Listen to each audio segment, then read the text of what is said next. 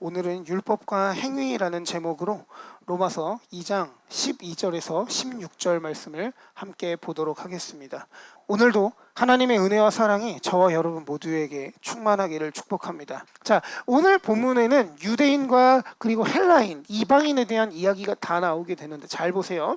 무릇 율법 없이 범죄한 자는 율법 없이 망하고 율법이 있고 범죄한 자도 율법으로 말미암아 심판을 받는다라고 되어 있습니다. 자, 그러면 바꿔 말하면 율법이 없어도 망하고 율법이 있어도 범죄하면 뭘 받아요? 심판을 받아요. 너무 두려운 말이죠. 자, 그런데 여기서 율법이 없이 범죄한 자들은 어떤 사람들이겠습니까? 이방인들을 말하겠죠. 율법 없이 범죄한 사람. 이방인들은 율법이 없었잖아요. 자, 그리고 율법이 있고 범죄한 자는 그럼 누구겠습니까? 이방인과 제가 누구를 비교했죠? 유대인을 비교했죠. 그래서 율법 없이 범죄한 자는 이방인, 율법 있고 범죄한 자는 유대인이란 말이에요. 자, 그래서 율법의 유무와 관계없이 인간은 결국은 하나님의 심판을 받게 된다는 거예요. 왜냐? 근데 이상하지 않습니까? 율법이 있으면 심판 안 받아도 되는 거 아니에요? 율법 잘 지키면? 여기에는 한 가지 허점이 있습니다. 뭐냐면, 자, 하나님의 법 안에서 율법을 9번을 잘 지키다가 한 번 안 지키면 어떻게 된 겁니까? 안 지킨 거예요. 심판을 받아야 되는 거예요. 그러니까 내가 살아서 죽는 순간까지 율법을 단 한순간도 어기면 안 되는 거예요. 가능합니까? 혹시 나는 지금까지 예수를 믿으면서 단 한 번도 말씀 외의 것들을 따라 살아본 적이 없습니다. 손 들어보십시오. 앞에 있는 저도 자신이 없어요. 죄송해요. 이런 목사여가지고. 그런데 강단에서 여기에 대해서 저는 완전합니다라고 말할 수 있는 사람이 있다면 그 사람은 예수입니다. 그러니까 목사고 뭐고 없어요. 율법의 유무와 관계없이 인간은 하나님께 심판을 받을 수밖에 없다는 말이에요. 자, 로마서 2장 13절입니다. 하나님 앞에서는 율법을 듣는 자가 의인이 아니요 오직 율법을 행하는 자라야 의롭다 하심을 얻으리니 라고 되어 있어요. 자, 이 구절과 연계된 구절이 하나 있는데 마태복음 7장 21절에 나더러 주여 주여 하는 자마다 천국에 들어갈 것이 아니요 하늘에 계신 내 아버지의 뜻대로 행하는 자라야 들어가리라. 아멘이시죠? 자, 그러면 율법을 아는 게 중요합니까? 행하는 게 중요합니까? 자, 지금부터 보겠습니다. 유대인들은 아주 특별한 믿음을 가지고 있었어요. 어떤 믿음이냐면 율법이 있는 한 이스라엘은 망하지 않아. 성전이 있는 한, 법궤가 있는 한 이스라엘은 망하지 않아. 자, 그런데 보세요. 법궤가 있는데 어떻게 됐죠? 블레셋에게 졌죠. 성전이 있는데 바벨론의 포로로 넘어가게 되었습니다.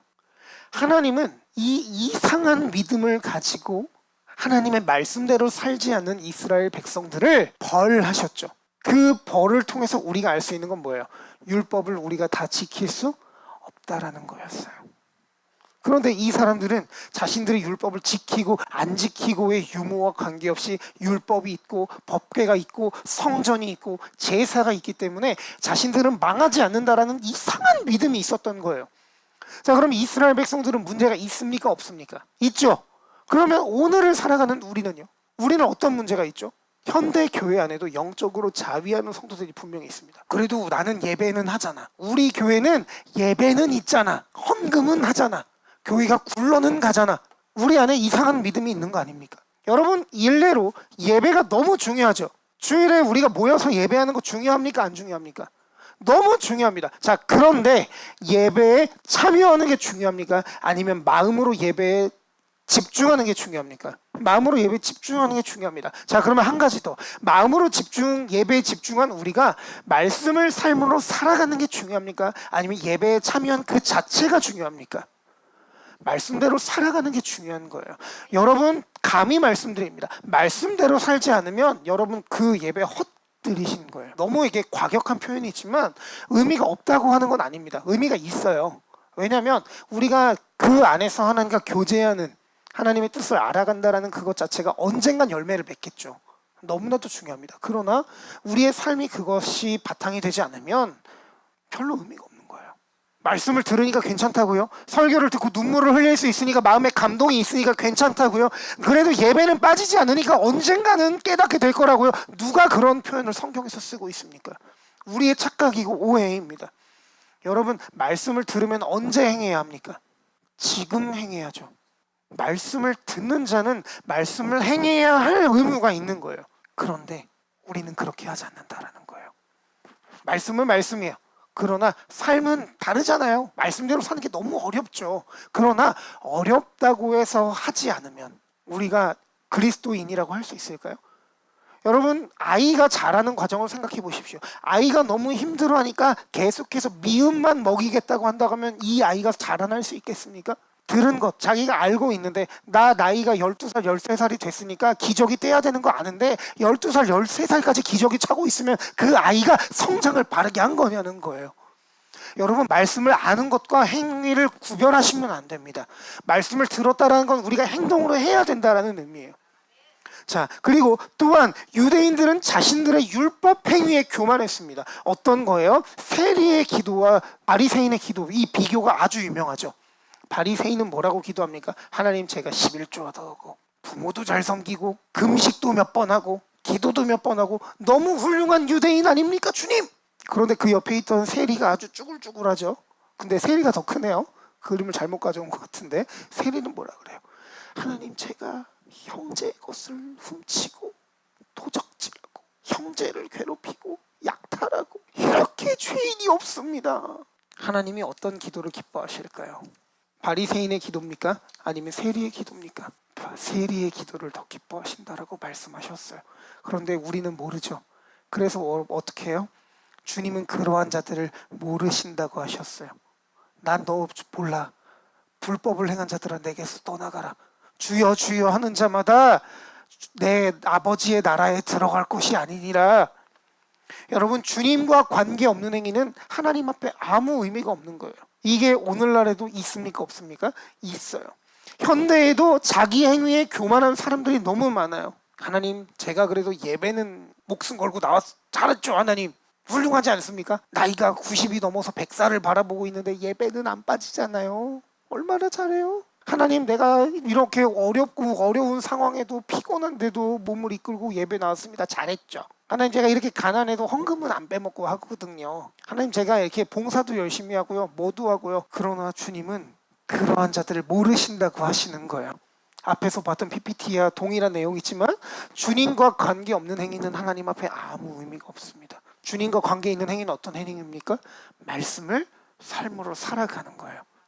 여러분이 예배에 참여하시고 기도하시고 헌금하시고 봉사하시는 그 행위가 의미가 없다라고 말하는 게 아니에요. 의미가 있어요. 어떻게 할 때 의미가 있어요. 우리가 그 태도에 우리의 마음을 담을 때, 그 행위에 우리가 주님을 사랑하는 태도를 담을 때 의미가 있단 말이에요. 여러분, 중요한 것은 말씀을 아는 게 아니라 행하는 거예요. 그래서 지난번에 이제 함께 나눴던 말씀을 다시 한번 상기할 필요가 있습니다. 기노스코라는 히브리 헬라어가 있어요. 이 기노스코라는 말은 알다, 경험하다, 확신하다라는 말이죠. 자, 이 기노스코는 어떤 알미라고 말씀드렸죠? 여러분, 손흥민 선수 아시죠? 혹시 손흥민 선수랑 식사해 보신 적 있어요? 대화는요? 직접 본 적은 있으세요? TV로 말고요. 근데 어떻게 알아요?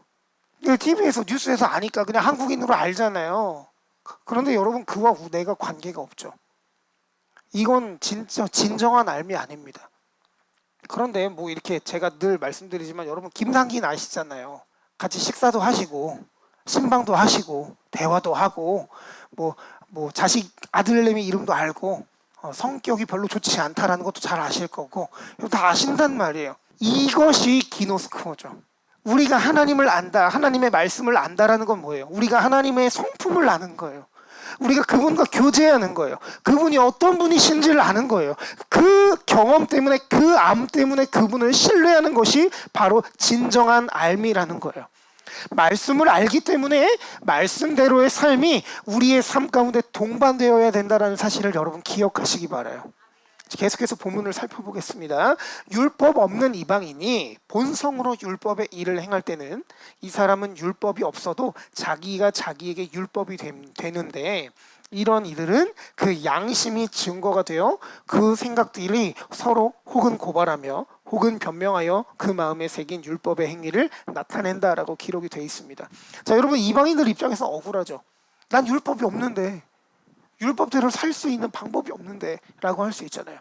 이렇게 묻는 거예요. 율법이 없는데 어떻게 살아요? 율법 준 적 있어요? 없잖아요. 근데 어떻게 삽니까? 근데 여러분 보십시오. 모든 인간에게는 법이라는 게 있습니다. 각 법은 달라요. 약간은 다를 수 있고 차이가 있을 수 있지만 어떤 측면에서는 각 법이 동일한 효과를 가지고 있어요. 예를 들어서 뭐 벌하기 위한 법이냐, 아니면 교화를 위한 법이냐, 뭐 형법 같은 경우에는 그렇죠. 그리고 국민을 어떻게 보호할 거냐, 모든 것들은 결국은 뭡니까? 국민들을 보호하는 거예요. 그 나라를 보호하기 위한 거예요. 맞죠? 그래서 사람에 따라서는 법을 잘 지키기도 하고 안 지킬 수 있어요. 여러분 법 잘 지키시죠? 잘 지키시기 바랍니다. 종소세 신고도 잘 하셨고. 네, 여러분 법 잘 지키시기 바랍니다. 물론 너무 어렵지만 가끔은 과태료 딱지가 날라올 때도 분명히 있겠습니다만 그렇다 손 치더라도 법은 잘 지키셔야 되는 거예요. 자, 어쨌든 법을 잘 지키기도 하고 안 지키기도 해요. 그런데 이 법을 지키는 것과 안 지키는 건 무엇에 따르죠? 뭐가 기준이 됩니까? 자신의 양심이 기준이 돼요. 그러면 양심이 이렇게 좀 잘 적이 돼 있고 시민의식이 높으신 분들은 법을 잘 지키는 편일 거고, 아닌 사람은 법을 또 못 지키겠죠. 그러면 이렇게 마음에 따라서 어떤 그 사회의 도덕법에 따라서 내가 구원을 받을 수도 있다라는 증거가 될 수 있지 않겠습니까? 선하잖아요. 법을 잘 지키잖아요. 자, 그렇다면 여기에서 이제 이야기를 하는 거예요. 여러분, 그러면 양심이 우리의 법을 잘 우리가 법을 잘 지키게 하는데 양심에 따라 우리가 스스로 구원받을 수 있을까요? 우리의 양심은 결국은 타락된 본성에 따라요. 쉽게 말씀드려서 우리의 법도, 우리의 양심도, 우리의 본성도 타락됐다 이 말이에요. 왜? 인간 자체가 죄인이니까요. 때문에 우리의 양심은 하나님의 율법대로 살 수 없게 하는 거예요. 비슷하게는 살 수 있어요.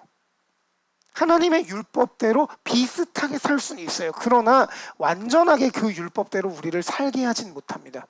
즉 하나님의 율법이든 세상법이 되었든 우리는 스스로를 구원할 수 없다라는 것을 바울은 오늘 로마서 2장 12절에서 16절 말씀을 통해 하고 있는 거예요. 절망적이죠. 우리는 스스로를 구원할 수 없다. 우리가 구원받을 수 없다라는 이 사실이 우리를 너무나도 고통스럽게 합니다. 계속해서 본문을 좀 보죠.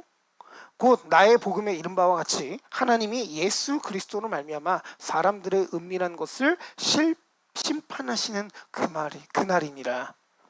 약간의 비약이지만 그래서 바울은 복음, 자기 복음이라고 하는데 여기 자기 복음이란 나의 복음이란 내가 가르치는 복음, 예수 그리스도의 가르침대로 내가 가르치는 복음을 말합니다. 바울은 예수 그리스도만이 우리를 구원하실 수 있다고 선언하고 있어요. 로마서를 통해서 하고자 하는 말이 바로 그거예요. 유대인이 되었든 이방인이 되었든 심판받는 건 똑같다. 왜냐하면 죄인이기 때문이다. 타락된 본성이, 타락된 양심이 우리가 하나님의 율법대로 살 수 없게 한다는 거예요. 때문에 그리스도만이 우리의 소망이 되어주신다라는 것을 로마서 1장부터 11장의 긴 장을 걸쳐서 우리에게 이야기하는 겁니다. 여러분, 그러면 우리는 어떻게 살아가야 되겠어요? 그리스도를 믿음으로 소망을 가지고 살아가는 우리가 되어야 할 겁니다. 우리에게 소망은 내가 율법대로 살 수 있는 어떤 그런 게 아니에요. 물론 그게 나 자신을 지탱하는 힘이 될 수 있습니다. 여러분 중에 제 인생보다 더 길게 신앙생활 하신 분들이 많으세요. 굉장히 열심히 사셨어요. 여러분이 기도도 많이 하시고 여러분이 헌금도 많이 하시고 봉사도 많이 하셨겠죠. 그것들이 어떻게 보면 여러분을 지키는 어떤 그 뭐라고 할까요? 썸띵이 될 수 있을 겁니다. 그러나 그것이 여러분을 구원하게 하지 못한다라는 거예요. 무엇이 우리를 구원하게 합니까? 오직 예수 그리스도만이 우리를 구원하십니다. 그 예수 그리스도를 믿는 믿음으로 말미암아 우리가 소망을 가지고 살아갈 수 있다는 거예요. 그래서 여러분, 율법의 행위로 스스로를 교만하게 하지 마시고 예수 그리스도를 믿는 믿음으로 살아가는 저와 여러분 모두가 되기를 예수님의 이름으로 축원합니다. 기도하겠습니다.